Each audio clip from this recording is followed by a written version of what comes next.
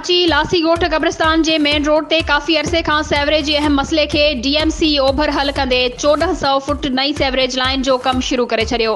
वज़ीर आला सिंध जे सलाहकार ऐं सदर ज़िले ओभर इक़बाल सांद तरक़ियाती कमनि जो जाइज़ो वरितो। उन मौक़े ते मीडिया सां ॻाल्हाईंदे इक़बाल सांद चयो त सिंध हुकूमत ज़िले ओभर लाइ 1.5 अरब रुपयनि जी तरक़ियाती कमनि जी मंज़ूरी ॾिनी आहे। डीएमसी ओभर लासी गोठ कब्रिस्तान ॾांहुं वींदड़ रस्ते ते गंदे पाणी जे निकाल जो मसलो काफ़ी अरसे खां मौजूदु हो, जंहिं जो कमु शुरू थी चुको आहे, जेको 1-2 ॾींहनि में पूरो कयो वेंदो। ईंदड़ बरसातनि में कब्रिस्ताननि अॻियां पाणी बीहण करे अवाम खे तकलीफ़नि खे मुंहुं ॾियणो पइजी रहियो हुयो।